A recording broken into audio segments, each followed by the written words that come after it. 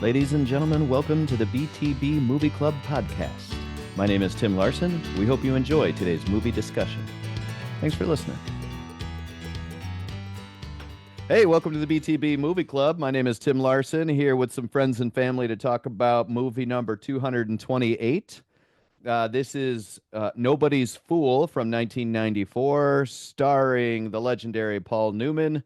This is the point of the show where I would say, sir, take this conversation away, but it's me. This was my pick, so I can't even throw it to anybody. I will just point out before you guys start talking, I'm looking forward to this conversation because I really like this movie. It's more of a character sketch than a plot-driven movie, and I've always liked it about that. But I'm guessing that we may get some hits and misses out of the crew on this one, or maybe all misses, and I can go fuck myself. Um, so I will do a couple of likenesses here and then throw it to you guys and have you react to it. Recently we watched Tombstone, and one thing we talked about Tombstone was how many quotable lines that Val Kilmer had as Doc Hollywood, and the quippiness of this character. Paul Newman had to be eating this script up when he was looking at it. And then I feel like the overall tone of this movie or feel is similar to a movie our buddy Trap picked a long time ago, State and Maine. Had kind of a similar tone or feel to this movie. So I'll throw out those two. And of course, not go anywhere without saying this was Jessica Tandy's last film. And the very first line is her saying something along the lines of, God's getting closer to me. I think he's going to get me this year, Clive. And then, of course, as we know, the actress, she passes away and doesn't do another movie. So there's some, some, I don't know if you'd call that irony or whatever. Easter egg. Oh, an Easter egg. Sure. Sure. Let's put that idea on the table and vote on it. I guess we'll see how everybody feels about it. So with that in mind, I think I should throw this directly to Brian and see how he feels about the movie. Nope. Nobody's fool. Pass. I'm not I'm not going to speak from anger. You guys try to get me angry. You just did the Easter egg thing. I literally was thinking about this 2 weeks ago. I think it was. It was like, I think I need to let this go. Everybody else needs. You don't even bring it up. Everybody else does. Right, but I'm just saying the anger that's involved with it. The fact my plight to get this term Easter egg removed because it's not an Easter egg. But I actually asked Siri one day what an Easter egg was, and it basically Siri said, "Fuck you, you're an idiot." So, wow, Siri's really edgy. That new iPhone. Well, it's my Siri. It's like took my person. It's like her. That okay. Never saw her, so I don't know. Okay. But I really liked. I really enjoyed this movie. Okay. For some reasons that make sense, some don't. It was just a good watch. It was just fun. This guy, Paul Newman being Paul Newman kind of felt. I haven't seen him in a lot of things. I think I know we watched Cool Hand Luke in the group, and that was my first time seeing Cool Hand Luke. And, The Color of Money was one of my earlier Paul Newman ones that I remember, and Butch Cassidy and Sundance Kid, obviously. But it was just, he was a dick, but he wasn't, kind of thing. Or Heart of Gold kind of character. And sometimes I feel there's some ways, that I see a little of me in Sully, or Sully in me. But it's good to hear you say it, because I think somebody was going to say it sooner or later. So I'm glad I went to you first. That they feel like Sully, or that I? Because, you. No, but it's just, whenever anything happens, he's there to step in and help and do the right thing, and help the old lady back to the diner, and he's got to take over the shift for the lady who's got to take care of her mom now. I mean, that part of it, and then you know, an ex-wife. We'll call her Shelley. That's we'll call her Shelley. Shelley. Um, Interesting. Just a but random name. just a random mishmash of two names into one. Uh-huh. And you know, it's the only goal that she has was that he be miserable. That's what she wanted out of life after, you know, the divorce. And I believe there was a line that said the only thing she wants to know is that you're not having fun or something along those Yeah, lines. your life wasn't fun or whatever. Yeah. It's like, yep, she Yep, got it don't worry. right. Yep, tell her not to worry. You know, the interaction between him and Bruce Willis. Bruce Willis I haven't seen him be a dickhead in a while in a movie, and well, and you won't anymore.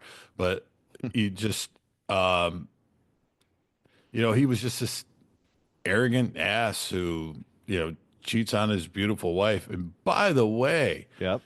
those were perfect. Yep. I mean, I should have set a just timer to see how long it took us to wow. get to that, but yeah. I mean, both women in there had very nice boobies. Yes, but One was Melanie, one was a better set. yeah, Clearly. almost identical. You mean side by side or the Yeah. two of them? I did pause Like- it, you know, Like see you can which pick ones them up were in a better. lineup. I rewound it. I was like, wait, did that just happen? It's 10 seconds back. Yep, it did. What's the matter, Grandpa? And it happened to be one of the 5 minutes my wife was in the room. I was like, this is not this movie. I was like, this isn't what I'm watching. So you did not rewind, is what you're saying? No, just nope. just to make sure that you saw it correctly.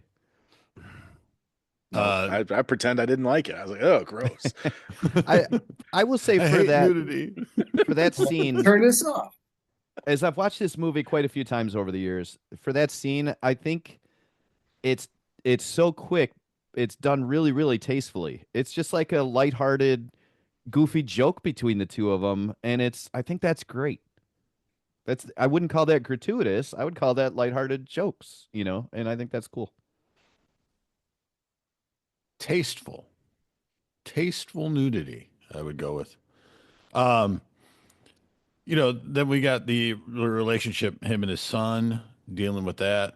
You know, seeing his son going down the same road that he went down, and just like trying to convince him not to do the things that he did. It's just, there was so much involved in. You know what was hardly involved in this movie was Philip Seymour Hoffman, who you chose as the actor. So 2 scenes. yeah, okay. I didn't say he had to be a main character. Yeah, clearly it doesn't have to be a Didn't main have to be a character. main character.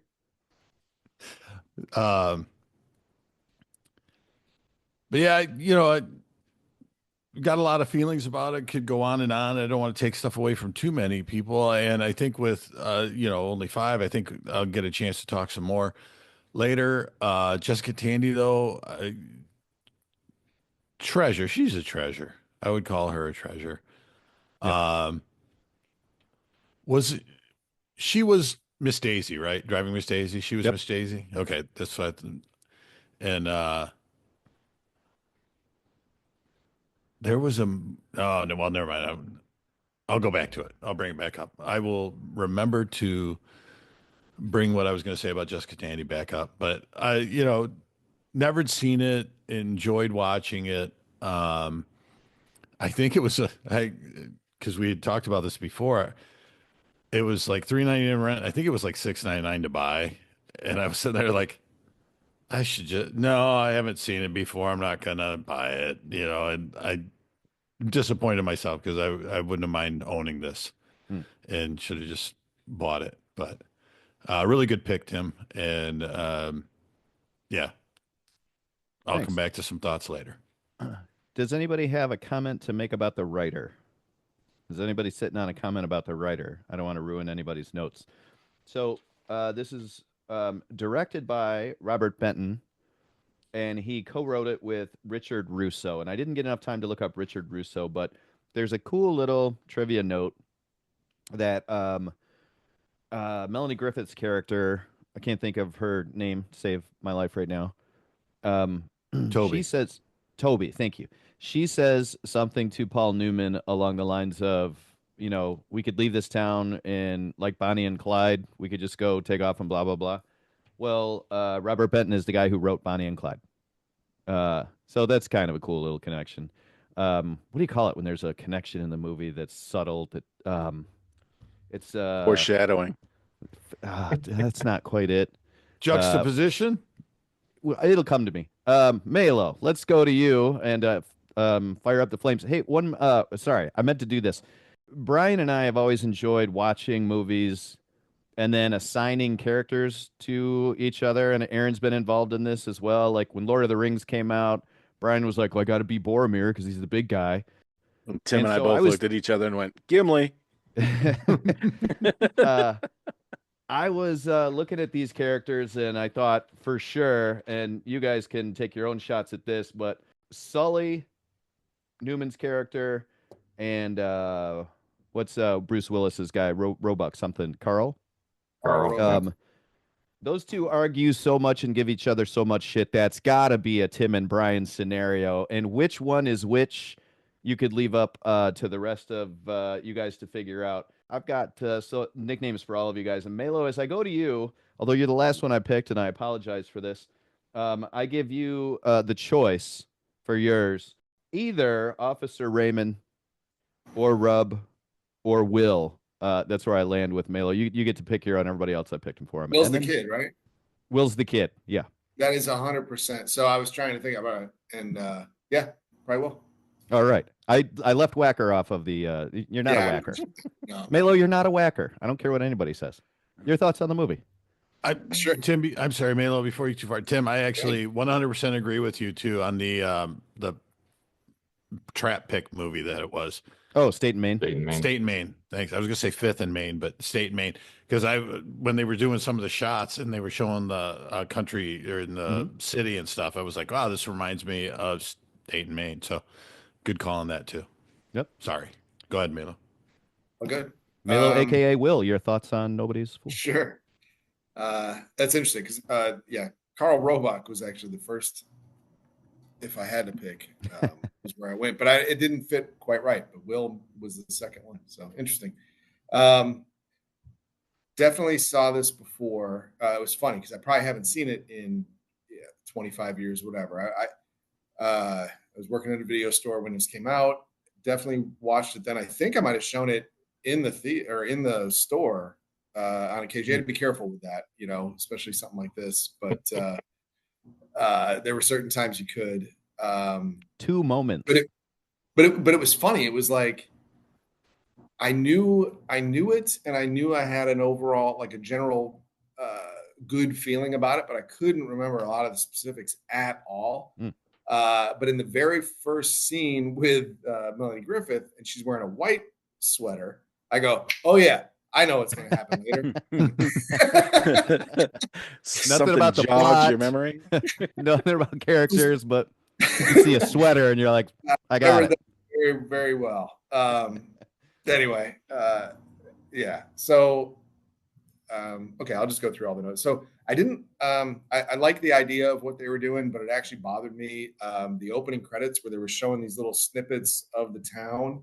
I like the idea to give you a feel of where they're at, but the like aperture of the camera opening and closing, I don't know, just kind of it messed with my eyes a little bit. Like it took an adjustment each time it came in and out. That was just the first thing I wrote. Willis was uncredited, right, in the beginning. Yes, they didn't advertise him when it came out either, because was that a thing he was doing? Because he did that in 4 Rooms too. Well, I don't know about that. I know the producers didn't put him in here because he was known strictly as an action star at this point. Yeah. He also took a giant pay cut to do this movie. He was making $15 million a movie, and he took the Screen Actors Guild suggested amount for this. He wanted to be in this pretty badly, so okay. I think that's why. Yeah, interesting. Pruitt Taylor Vince. That guy was huge in the 90s. He was in so many things. I always like whatever he's in. It's just an interesting guy and interesting career. kid on the lap in the front seat while they're driving. I Mhm. thought that was great. I had flashbacks there. And I love that the mom has her belt on, but the kid's on her lap in the front seat. Newman was either 68 or 69 when this was filmed, and he's playing 60. Philip Seymour Hoffman as a cop is just kind of funny in and of itself, but he's so great in anything ever that he still pulls it off. I put I guess kind of as we're going through the movie and we're trying to figure out where this is going, just an interesting. I wrote incestuous small town relationships, like just everybody's. It's almost like familial, like they you're stuck with each other kind of thing for better or worse. I didn't write this down, but I was curious. So so he goes over to Toby's house or whatever. She's throwing the clothes literally just on the front yard. And then he goes, I thought, to his house or apartment, and Bruce Willis is on the couch. Is that his place? Yes. Okay. He stayed at Miss Bear, whatever her name, Jessica Tandy's. He stayed in her house on like the couch in the entryway or whatever. Yeah, and then he got him a blanket. Like there's stuff. I think you're wrong. I think he was in Paul Newman's apartment because. Oh, he was in the apartment. Yeah, because in the entryway, that couch, then you went up the stairs to get to Paul Newman's. When he went and got him the blanket, he just went in another room and came back and put it on. Oh, that's true. Yeah. So I think he actually went into Paul Newman's apartment. Okay. Which would be the only time we saw it. Correct? I think so. Kind of in the beginning. There was in the beginning, when she's pounding on the ceiling. Yeah. They show him up there. But not very often though. Like get out of bed, right? He just kind of gets out of bed and comes downstairs. Yeah. So so not trying to correct and be right, I'll take that. but I am. I'll steal that snowblower right back, Brian. Hard to go. And again, hard to go. At this point, all we know is he doesn't want to work for that guy. He's literally in court because he says he owes him money. But this is the couch he goes to when he needs to, and then he puts a blanket on. Like it's this weird.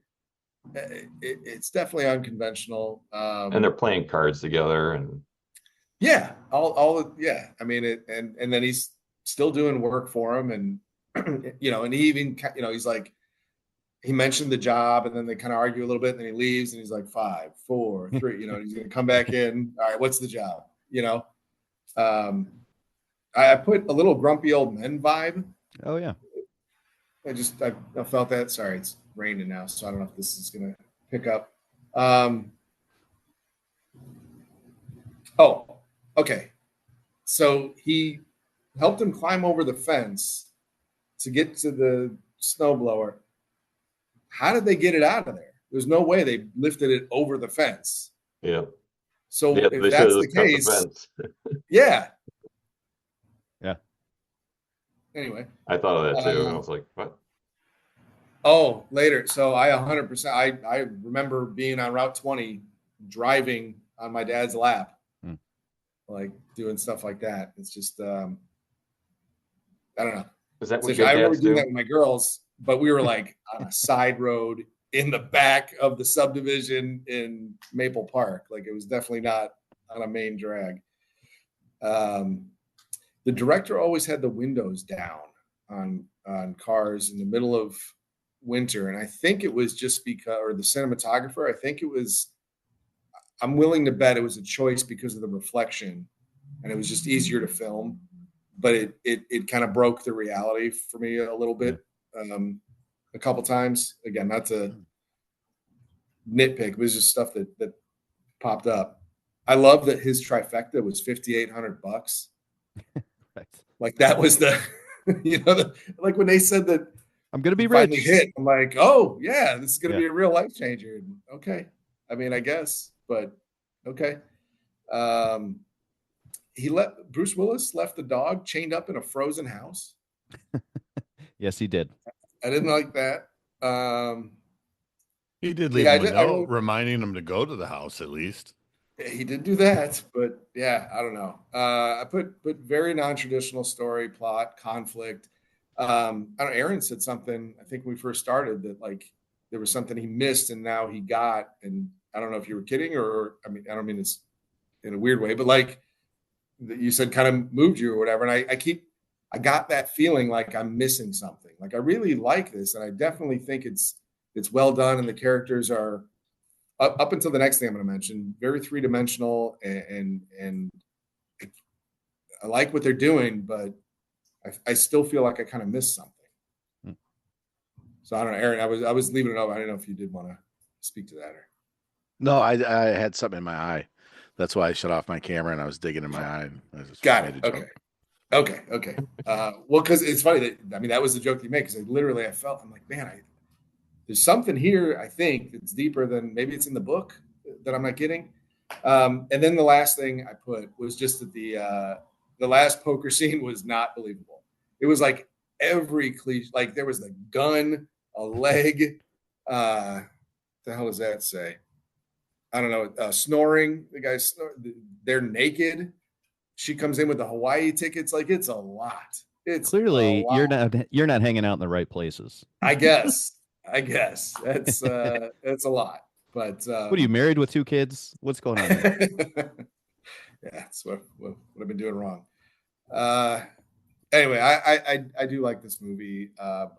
Like I said, I knew I had that general feeling of liking it. I do still feel like there's maybe a little something that's kind of missing, or like a resolution, or not that it has to be, all loose ends tied up or anything, but I don't know. Especially, I think maybe especially because of that last poker scene where it just gets a little screwy. I was hoping for, I don't know, maybe one more little rewrite would have tightened it up for me. But yeah, good movie. Newman, it's funny because he's acting royalty, but he's always kind of like, I wonder if he naturally is just kind of this kind of guy where, or a lot of his better known roles are like this. Like we talked about, and Slapshot was another one. It's just, I don't know. He's always kind of a guy just getting by. So, But it's so believable though. Like, I'll throw out another movie, Message in a Bottle, romantic comedy. I've seen it multiple times, and I'm not ashamed to say that. I think that's a fun movie to watch as a romantic comedy. Kevin Costner is his son, who's fixing boats. He's a sailboat guy, and he plays this dad, and he's kind of like he's only allowed to have 2 beers a day. Used to be a really bad drunk dad that there's been arguments in the family and stuff. He just plays it really well. He makes it very believable. that was the one other thing I was going to say that I didn't write, that I think, because Brian talked about it a little bit, where he's this guy who's kind of down and out, but like you said, heart of gold, or that. I don't think he was always that way, and I think we're getting kind of the after. Like that's what the whole son relationship, right? Obviously, we're learning. Like he just walked away. Like I don't know how you do that, but that's where it happens. And that's what this guy did, and now he's trying to make right on that by at least being a good granddad. So anyway, yeah. Yeah, I totally agree. He's a very flawed character who, in the end, proves himself to be of worth and necessary to the people in the town. I mean, that's what Brian's trying to say, is this is the guy who is a screw up, and the way he screws up is entertaining, especially to people watching it happen who can predict he will screw up. But in the end of the day, he's the one who will get the old lady out of the street and bring her back and make sure that everything's good for tomorrow. Like not an angel, but not a devil, right? How Like, that's great what is this that whole breaking movie's the about. lock scene, by the way? Yeah. Not one word. Not one word. Excuse me. Click. All right. So since you threw out his name, let's go to Aaron. Aaron, your thoughts on Nobody's Fool, 1994. I have you pegged as Jocko. He's the pharmacist And the reason that I picked that guy is because he seems to have his life exactly how he wants it, and he's very entertained by the people around him. God, I'm trying to even remember who he is He in gives the him the movie. drugs. He gives Paul Newman the Yeah, drugs. I remember. Well, I'm He plays a actually shithead in a lot of other movies, though. Oh, the actor? Yeah. who he reminded. All right, so I was looking at a little picture of him on IMDb, and I thought it was a different person until I zoomed in. I remembered who he was in the movie, and I was like, "Ooh, he aged very differently," but it Huh. wasn't him. Um, I think if Fair. you guys call him up on IMDb, and leave it as the small picture, you'll see what I'm talking about. But actually, for a minute, who I thought it was in the movie was the same guy who is the annoying guy in Groundhog's Day. Hmm. That's Oh, kind of who Ned I saw him Ryerson? as. Ned? Yeah, That Yeah, guy? Ned. for a second. And I know it wasn't him, but that's who he gave me the feels. Not that he was annoying, but just his look, his height, and I don't know, the look he had. Where do I start? Um, Not in love with it the way you guys are. Liked it. It was fine. Couple of the things and I didn't write anything down while Mela was talking, but um, talking about how he's, what would the saying be? Every man's man, like Hmm. a man's, but that's like his personality, like doing everything for everyone kind of thing, which made me think of what was her name in the movie? The girlfriend with the tits, or the wife Melanie with the Griffith. tits. Melanie Toby. Griffith. Oh, Yeah, Toby. Toby. And I didn't get when she said, "You're a man among men," and he said, "Thank you," and I didn't mean that as a compliment. Hmm. And then "You're a man among men," I meant that as a compliment. I don't get it. Is it Okay. is it a compliment or isn't it a compliment? I thought it was a compliment, and then the first time she said, "I didn't mean that as a compliment," I was like, "Oh shit." Maybe I it don't is. understand that She was just saying. being sarcastic the first time. She applied the exact same words with different meaning in two different scenarios. So when he was talking the first time, uh, he was he was saying something like, I'm I'm better than your dummy husband" or whatever. And she's like, "You're a man among men." What she's saying is, men are stupid, and you're like the worst one. Oh, okay. And then in the end, he actually does the righteous thing and says, "I've got to go be a dad now. I would have done this before." And then she says it and means it. Right. And That's what see, I I took. always I like that explanation. Um, where you were saying, all right, so in the context of Bruce Willis's character is dumb, and you're the dumbest of them all is kind of what she was saying. And I didn't, a man among men, I always thought was Right. a good thing to say, but I see how she was using it and I didn't catch it that way. I thought she was saying you're better than him, but she was saying you're actually dumber than him. I That's get right. it. So that does clear that up. There was a lot of things in the movie where I think it was close enough to where the audience would just be like, I get what you're going for there. And it a lot of things never fleshed out, or I don't think they hit every mark, but they got close enough to where you knew what they were going for and you just let it slide. But it like happened several times. Like and like the snowblower getting out of the impound yard, or Mhm. the construction yard. That I guess that's even more of just a maybe lazy writing or whatever.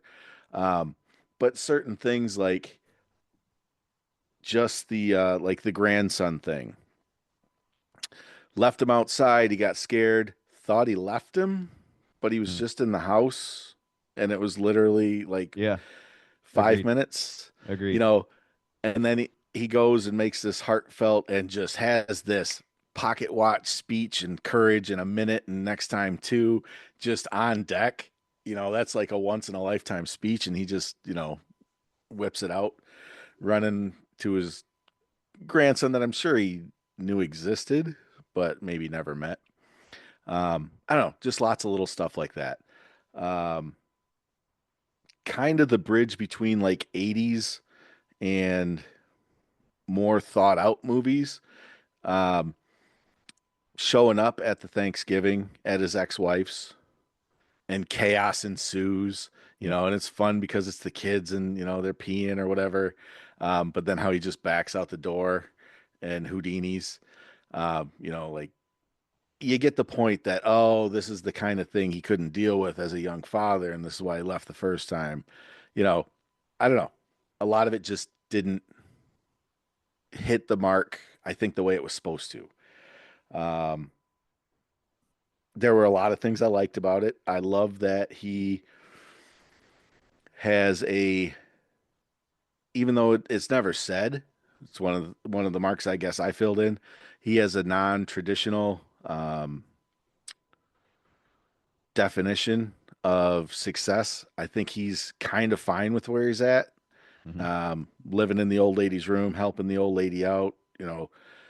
When he's going to jail or he's deciding he's going to jail that night and he's telling his son, you got to make sure you do this and you got to make sure you do this and make sure you pick up, his buddy.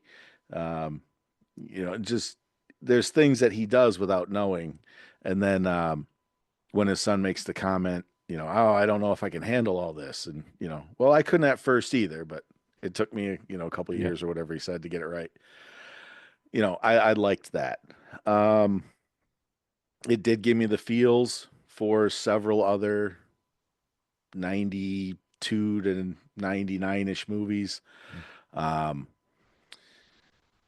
There's a movie, Beautiful Girls is a movie I like. I think it has a lot, like the snow, the setting is almost identical. It could be the same town or one town over. Other ones I was trying to come up with, like With Honors, Singles, just kind of that. And you kind of said it at the start. It's like way just character driven. I mean, there's little to no action, except a gunshot and a punch to the nose. It was fine. I'm glad I watched it. I don't, the way you guys were saying, a few of you really, really like it. It's fine. I would probably watch it again, and I might even like it more, because there were maybe a couple things I didn't get. One other thing, Mela was talking about the poker scenes, and to me, kind of all of them. But the last one was the most ridiculous, with the chief of police that just testified against you and your lawyer and your boss. It's like, what the hell's going on here? This is stupid. But you got that decent scene of him leaving with Melanie Griffith, and even Bruce Willis saying, you're going to get halfway to the airport. And I mean, he didn't even make it that far. And everybody knew it wouldn't work. But kind of like you said, it was nice to be asked, so there was several redeeming scenes, quotes, memorable things. For me, it just wasn't enough, to put it all together, to put it like in the, top tier categories of movies, like a couple of those others I named from the 90s. But I liked it. It was fine. Okay. Follow-up question. Since I did connect this to Philip Seymour Hoffman, his character is nuts, but consistent, right? Like he gives them a ticket. He's like, one more time, I'm impounding this thing on Thanksgiving. He's he doesn't just pull him over. He turns around, he cuts him off in the street, right? And he's all red-faced angry with him about a tail light. But what he's really upset about is the fact that he's already told him, and Sully is not, stepping in line in accordance with the law that he's in his own justification he has told him about several times. And from that street scene you're talking about, there's got to be more to their history than the 2 times he pulled him over for the taillight. Right. You kind of see it in the glove box full of parking tickets. Those Well, all Jessica have to Tandy be from said- him. Jessica Tandy said that in the beginning, something about like turning him in for the parking tickets or something. Oh, that's true. Yeah. So I guess my question is, I feel like the character is consistent because he's nuts, But you get to the point where he's standing in front of him while Sully's driving on the sidewalk and he takes the warning shot. Is that ridiculous to you for this movie, or is it within the consistency of his character? Who I agree with Melo, he plays this guy outstanding. But is the character just flawed from the beginning and it's just cartoonish, or is it consistent? I don't think it's a warning shot. I think he's pulled his gun. He's put himself in a position that he doesn't want to be in. He's super nervous and the gun goes off. Oh, okay. And that's why, like, I think he half passes out because he's so under stress. One, because there's an editing issue and he punches him and his whole face is bloody from the ketchup he wipes on his mouth. And then the next scene he's laying against the car and there's nothing on him, but I just think he was so amped up, the gun went off. And when he's in court, he's, cop mentality, he's justifying what he did. I gave him a warning shot, it wasn't a warning shot. He was terrified, just like Paul Newman said. He's not going to shoot, Okay. And then it goes off and pisses off Paul Newman and scares the shit out of himself, Yeah. I think. I like that take. In my mind, he's just so this guy will not get in line. I have to do the next thing. I have to do the next thing in order of things I have to do. I have drawn the weapon. If he keeps driving, now I have to shoot. And I kind of always took it that way, but I like your take on that too. So thanks for that, Aaron. Clearly, we will go to Sneaky Dan Sears here. Dan, of course, the character that I assigned to you is the one-legged lawyer. For obvious reasons, you're always hurt, but you're always in a good mood. So, Dan, the one-legged lawyer, tell us your thoughts on Nobody's Fool. I just suck at my career, but I think I'm doing good. Is that me? That's not what I said, but you take that any way you want. All right. First time watching this movie, and yeah, I really liked it. I think the words that I use for Paul Newman are kind of in his roles are unassuming and low key. I mean, he just comes off that way to me, and he's just fabulous in everything he does. We talked a little bit about Bruce Willis earlier, but I definitely had the feeling that Bruce Willis and Melanie Griffith just wanted to do a movie with Paul Newman because they, especially Bruce Willis was a big star at this time, and do a movie, just throw him in there. You could have thrown anybody in that character, they would have been fine. But I think he really wanted to do a movie with Paul Newman. But one thing I noticed in this movie was the lack of extras. It was just the people in the movie, and you rarely saw anybody else. Yeah. Walking Everybody in around. the diner, right? It's everybody in the diner or nobody at all. Yep. Yeah. Yep. Let's see what else here. This movie it's a little funny because on one hand, one sense, there's not much going on, but then in another sense, there's a lot of changes going on in Sully's life. So it was kind of a strange thing for me. But like I said, I really like the movie though. But yeah, I wrote down Sully, he spent most of his life trying to avoid responsibility. And the people in the town, because he does his little good deeds, they think that they forgive him for his little sins that he does because he helps out people, even though he's, I mean, and I knew something was going on at the beginning when he's walking down the road and his son stops and he's like, "Hey, is that you, Dad?" kind of a thing. It's like, he was reluctant to even interact with his son. He kind of just reluctantly got in the car, accepted a ride from him. So he knew right away that their relationship was, kind of estranged. And I think it was like Brian said, as soon as he went in Thanksgiving and shit started happening, he backs out the door and he's like, "I'm getting the hell out of here." Because he just For the record, doesn't. I would have done the exact same thing. That was crazy. Yep. But it was kind of funny that the little kid, he's talking with his grandson, he's giving him that ice cream and he knows what's going on. He's like, yeah, dad's going to leave and I'm going to go with him and Whacker's going to go with mom. And, they're splitting up. And he seems to know, a lot more going on than I think the parents knew it, but they were just, not wanting to admit that they were having such big problems. Yeah, Will had a whole plan. He had it all figured out. Yeah. Yep. Let's see. What else we got here? The whack. I'm sorry, my mind went right in the gutter when they started calling the kid Whacker. I'm like, what the hell? What's going on? They're called. And then I think that right away, maybe that's what the director wanted you to think at first, but then when he whacks him in the knee, and they're like, oh, okay, that's why they call him Whacker. What else we got here? Yeah, and, the beginning of the movie, they're kind of showing that he's kind of a loser. He has a really good poker hand, but they ended up losing to Bruce Willis. But then things start turning for him.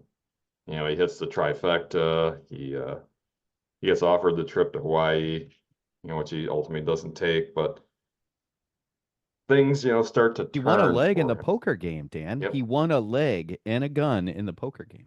Yep. Yep. But he gave both back. He did. Yep. I mean, what's he gonna do with the leg? I mean, really.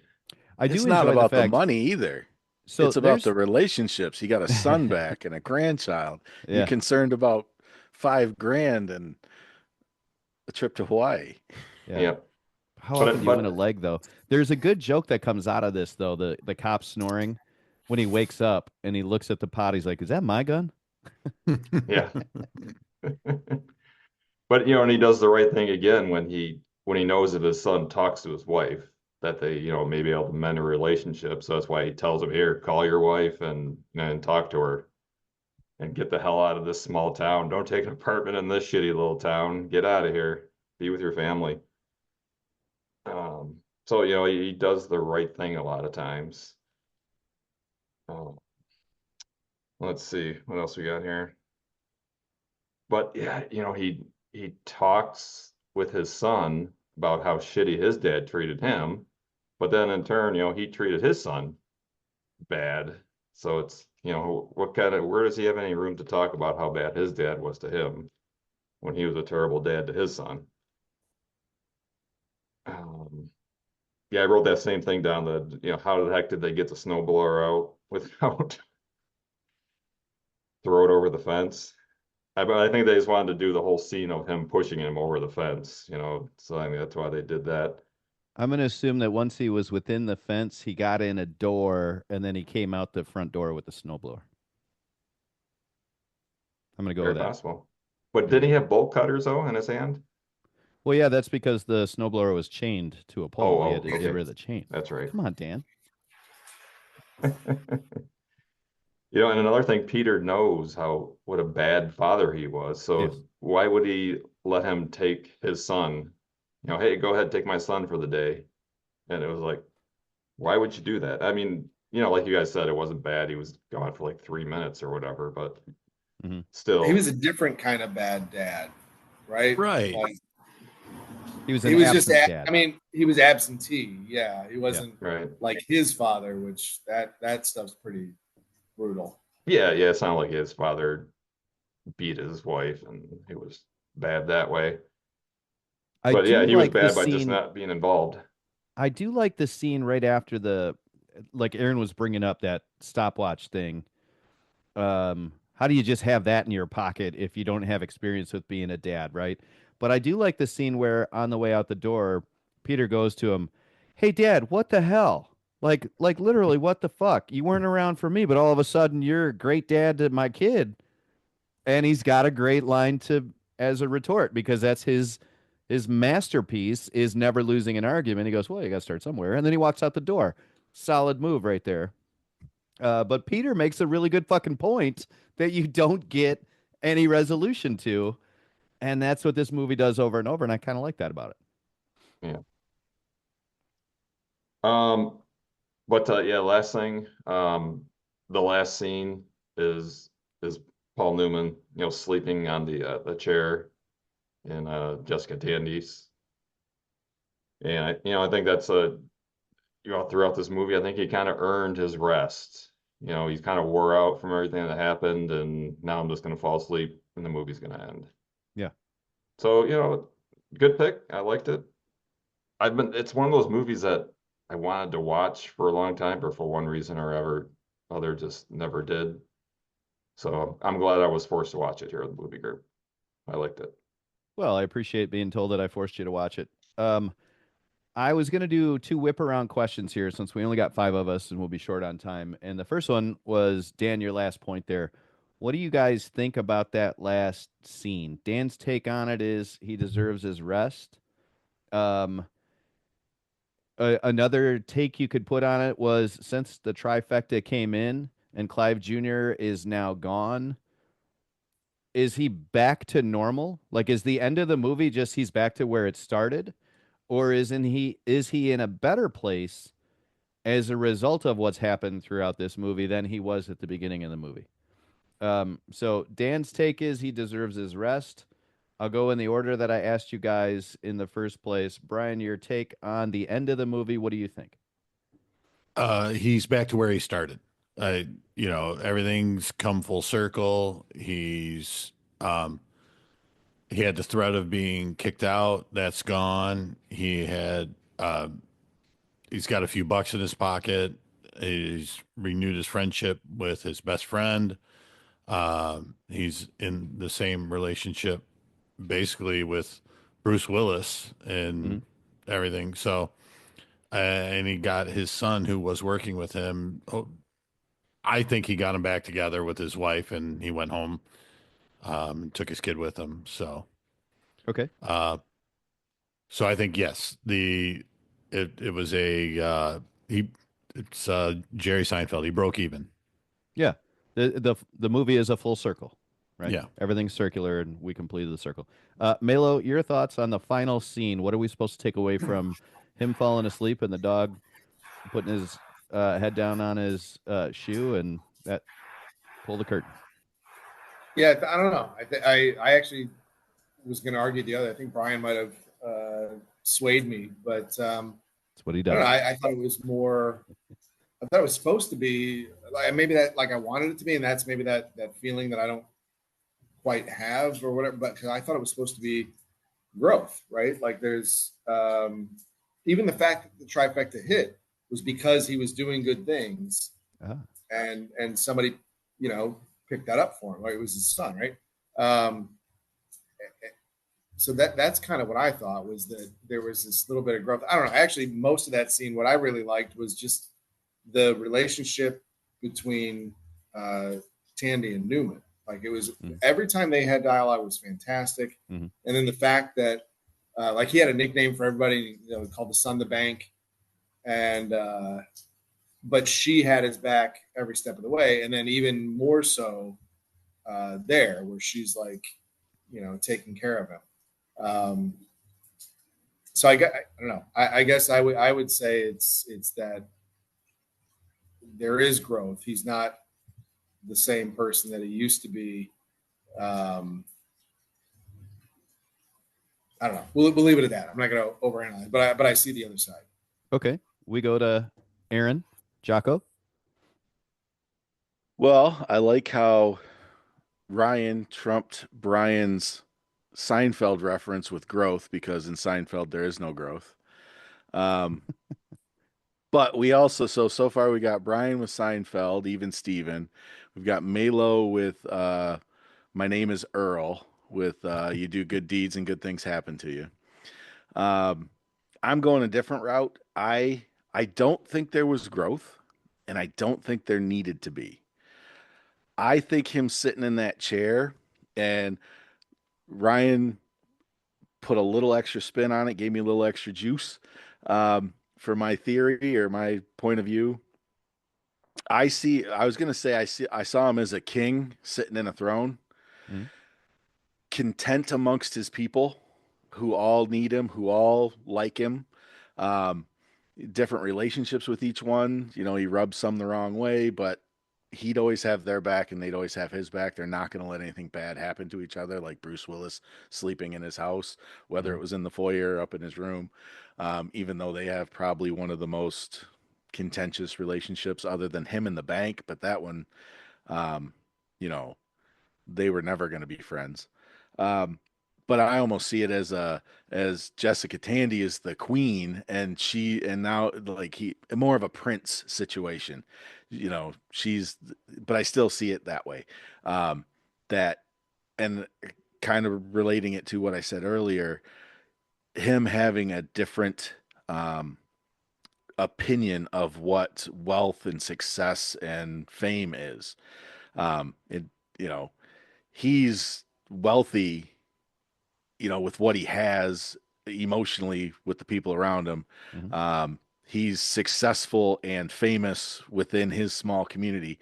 And that's, I think, enough for him. And that's always been enough for him. Um, so maybe at the end, I don't see him as being super reflective. Um, but there's just some, you know, maybe a little bit of content that he lost over the last few weeks and he got it back. Hmm. I don't know, especially with the dog coming in and, Jessica Tandy letting the dog, well, you might as well be in here too. And the dog immediately lays right on his feet. To me, that's just a guy who has everything. And Yeah. you see him in the story as a guy who has nothing, He doesn't have it. Yeah. but he doesn't want those things. That's a beat up truck. That is a beat Yeah. up truck for a king on a throne, right? But I But agree with you. It's a good take. he has a different view of success, Yeah. so. Dan, your thoughts on the last scene? You already gave us your thoughts on the. Do you I have a did. changed thought on the last scene after listening to everybody else? No, I'm sticking with what I said. Okay, I feel like none of us talked about him throughout the time of this movie, uh, getting to know his son better and his grandsons. Um, so I will go with a little bit of a combination of Brian and Melo's take here in that, yes, he deserves this rest, but also because he did something good and he's better off than he was when the movie started because he will talk to his son again in a better relationship than when the movie started. I don't think that's why the trifecta came in. I don't think we were going for karma there, but I think just through being himself and his life experiences, he's starting to do better things than he was when he started, even though he hasn't changed his identity, which is what Aaron's getting at. I don't need a new truck. I'm fine right where I am. And um, so that's what I think that last scene is. Content is a really good word, Aaron. Rest is a really good word, Brian. And he did good things is a really good way to put that, Melo. I think because of the relationships that he made better throughout the movie, I think he's in a slightly better place, and he doesn't want anything more than that. You know, he wants to be himself more than anything, and not have anybody tell him what to do. That's for sure. My second question is, uh, like with Tombstone, there's so many quotes in here. Do you guys have a memorable quote that he did as a comeback that jumps out at you? I will start this off with one when Bruce Willis is saying this dog is pathetic and ruined, and he reminds me of you, and he says, "Yeah, he is well hung at that." Um, he is the king of the get out of the last word, sarcastic, quippy stuff. Brian, did anything jump out to you? It wasn't his quote. I think when I actually looked it up, so I'm gonna read it from IMDb. Um, it is when they are in the judges' chambers. And I just had it. Oh yeah, Ollie, you know my feelings about arming morons. Yeah. You arm one, you got to arm them all. Otherwise, it wouldn't be good sport. That was just great. It was like Doc Holliday said it. Yeah, yeah. No, or Doc Hollywood. Wait, which? Oh, Nope. not Doc Hollywood. Who? Yeah, that would have been wrong. Okay. Boy, I'd like to edit that out, but I think the people need to hear that last thing. Melo, do you have Maybe a quote? twice. Maybe twice. I wrote down, want to know how many times I folded? When he was sitting with Pruitt Taylor Vince. Oh, He's when they're like, talking about his schlong. yeah, he's like, if you sit out here. Oh, yeah. Your dick will He said, well, freeze to the steps. Oh, yours isn't yeah, long he's like, enough. yours That doesn't conversation. either. He's like, well, because I folded. And then he like keeps going with it. He's Yeah. like, I don't know how many times I folded. Yeah. Ask Stupid, me how many times. but You don't fold it. That would hurt. Yeah. That is pretty good. Aaron, do you have a quote that jumps out to you? No is an okay answer here. Yeah, no, nothing I could think of. I was going to try to dig into IMDb, but nothing that super memorable. Okay. Dan, do you have a quote that jumps out at you from the movie? Let's see. I know I'm looking on IMDb. He's sifting through quotes on I am. IMDb right now. I am. When he asked the bartender to go out to the car with him and have sex with That's him, and she says yes. Yeah. Don't you have any any self-respect? pride? Yeah. I'll tell you the one that jumps out to me, I don't know if it's the best one, but it's when Bruce Willis is leaving the apartment place and he notices the snow blower, but right before that, Paul Newman says something like, "Go back home, man. You got the best looking woman in Bath." And he goes, "I sure hope I don't grow up to be like you, getting crushes on other guys' wives or whatever." And he says, what's the line? I don't remember the setup, but he says you're off to a slow start. Um, as far as being as dumb as you, that's what it was. I don't want to be as dumb as you. And he's like, "Well, you're off to a slow start." Um, God, he just everything Bruce Willis says, Newman just destroys it. And hats off to the writing for that stuff. Dan, did you pick one? Have you narrowed it down to a top five? I did. I narrowed it down to one. When they're in the car and Whacker, when he gets in the car and he's hitchhiking, and Whacker says, "Who are you?" And his son says, "That's your grandfather." And Whacker says, "Does he always look like that?" And Paul Newman says, "Yeah, most of the time." Yeah. Yeah. Even Jessica Tandy saying, "Don't you wish you did more with the life that God gave you?" And he's like, "Not really. Sometimes, There's one even that wasn't a line, but it was the visual when he's throwing the cinder blocks and he's picturing chucking Bruce Yeah. Willis out the window Yeah. Yeah. over and over. Yeah. You guys That was see the funny. analogy between Brian and I and these two characters, right? Like you guys see it. It's funny Melo brings that up because that was one thing I was like, what the fuck just happened? Like, and I rewound it, and like there's a couple, and I wrote them down, just while we've been talking. Melo had also talked about the car windows being down. Yeah. One that I didn't get, and my wife did end up coming in and watching like the last 20 minutes. There was boobs again. But it Those was are the movies scene, Tim picks. I mean, it was the scene when Jessica Tandy had her stroke.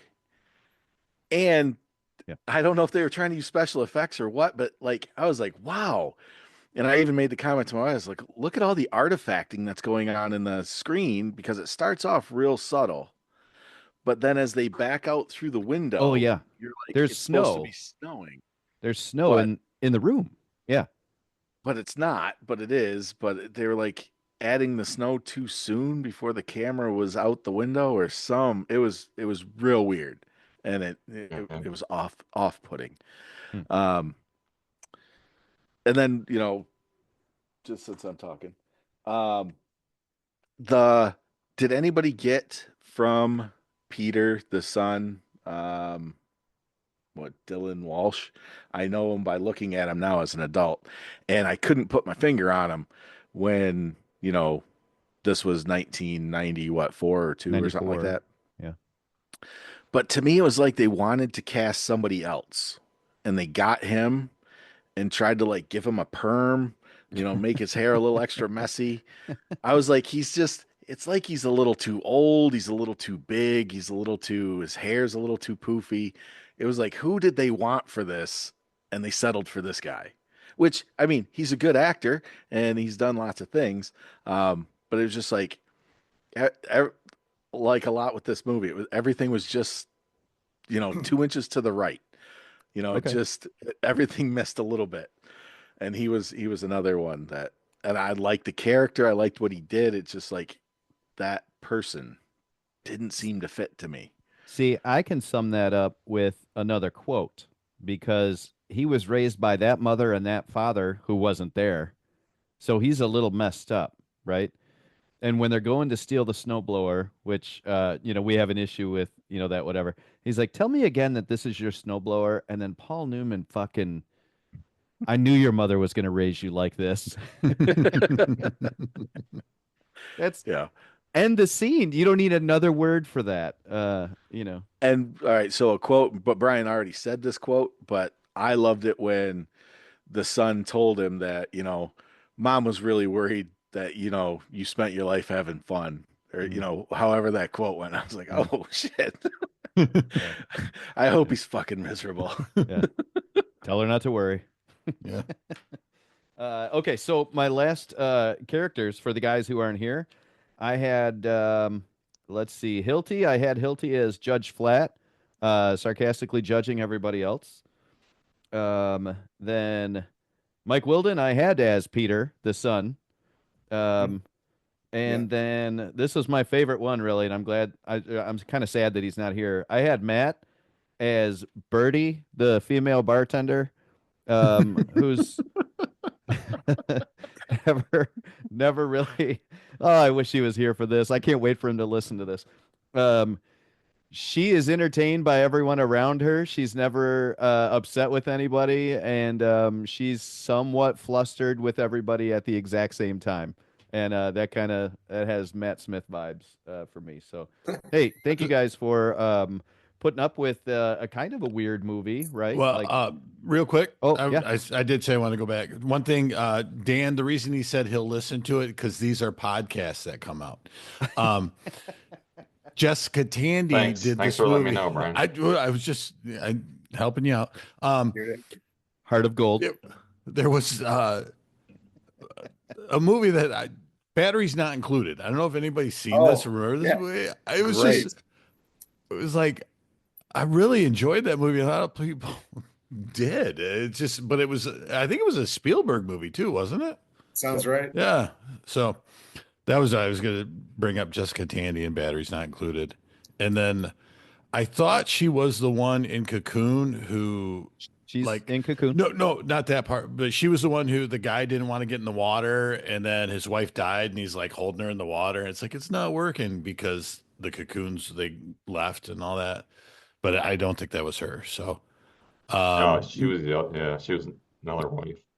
the Maddie character, the old lady, I thought she was the one in Mystery Alaska. Call back to Mystery Alaska. Great movie, Dan. That she's the one who said, "Charlie Tanner, you're always kind of a pussy," but it was not her. So I wasn't sure about that when I looked it up. I think she's the librarian in Ghostbusters or something like that. She's familiar. I couldn't place it. She's definitely familiar. I kept thinking she's in A League of Their Own somewhere. Like they made her look really old, but I couldn't put it together. But Ghostbusters makes more sense and is probably accurate. Be the lady that they poisoned? No. To sneak out? I don't know. Oh no. Okay. The one who he kisses her. It's like, you were great in The Wizard of Oz. No, that was that movie's so fucking great. Yeah. All right. Well, let's go to. I'm sorry. Hang on. Were there, for me, not even liking it, there was a scene that I did well up, and the scene with the dick folding scene. I You just welled up at I the dick love folding scene. Well, I love that best friend character. I mean, obviously he was slow or whatever, but just that, he's like, and the whole jealousy with the son coming around, and I liked it better when he wasn't here. Yeah. Just doesn't know how to, you know, verbalize a lot of his emotions, even though he was doing a pretty good job. And just sitting there, and when he was like, when I think Paul Newman calls him his best friend, and then he gets, you're not gonna fucking cry on me, are you? I'm like, no, I'm not. Because he needed you to say that. Yeah. I had two real quick, just the pallbearer scene overall. I just thought that was they kept doing it, where he kept letting go kind of thing was really fun. Have some Does respect. anybody know what the lawyer was using as a crutch when he came back in at the end? Did anybody catch that? He had an upside down broom.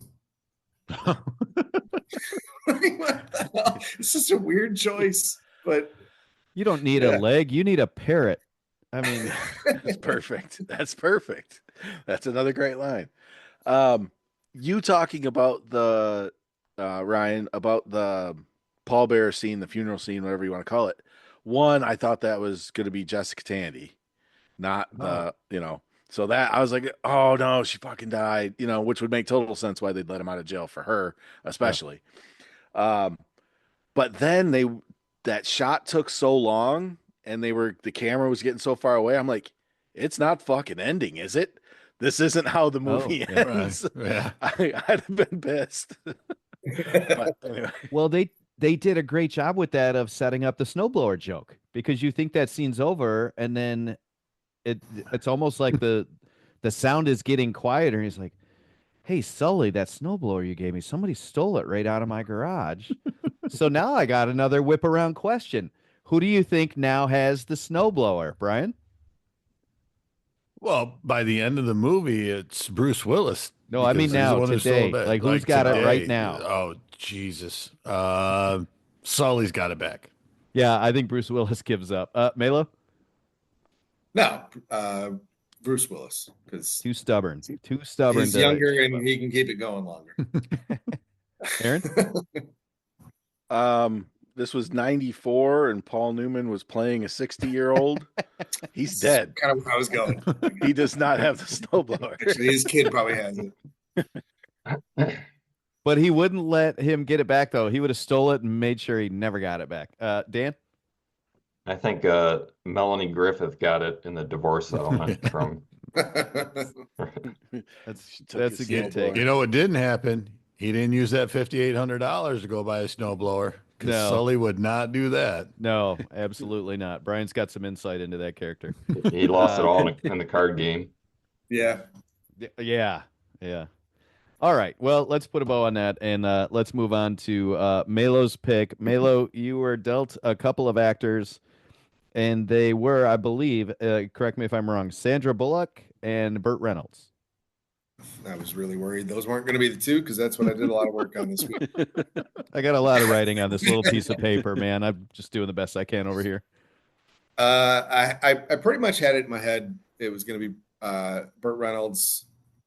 And so I spent a lot of time looking at that. I did go with Sandra Bullock just to see if there was anything that I was missing. I don't know, bear with me for like 2 minutes. There was, a lot. So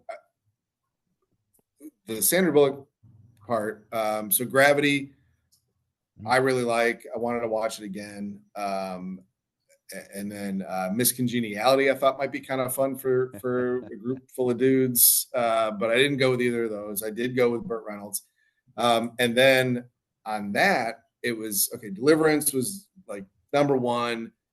I think it kind of would make a lot of sense. I also really wanted to do. I love kind of a good cheesy 80s movie or something like that, but I don't know that it fits for this really well. So like Cannonball Run, Longest Yard. I went deep dive. There was stuff I never heard of. Like, he's done so much stuff, and a lot of it bad.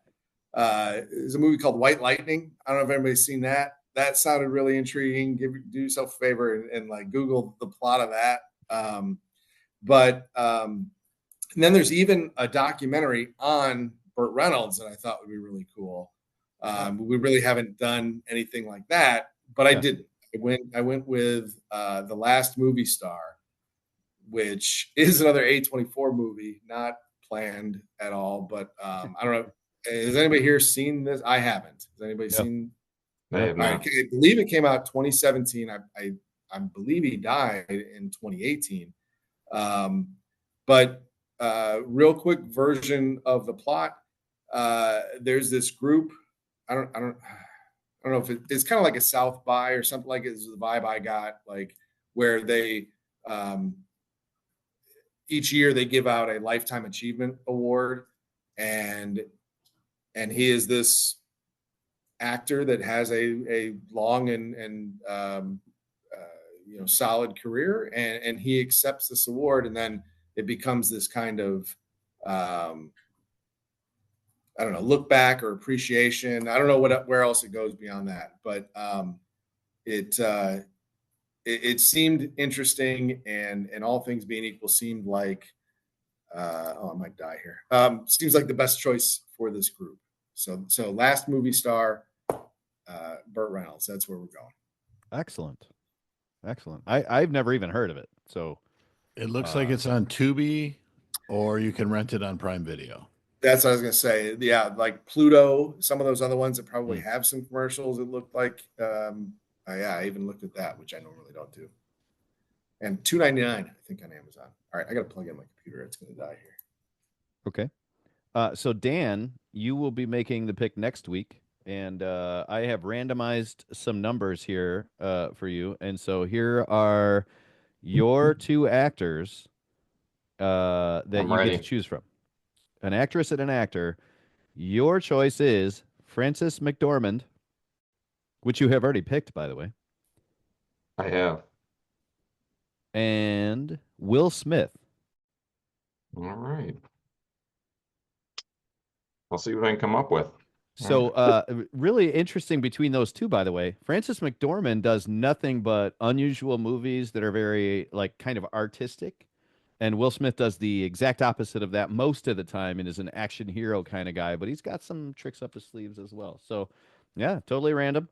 Frances McDormand and Will Smith. And the next pick up would be, who's after Dan? Matt? Probably Matt, right? Yes, I think so. Yeah. We will randomly pick Matt's actors next week.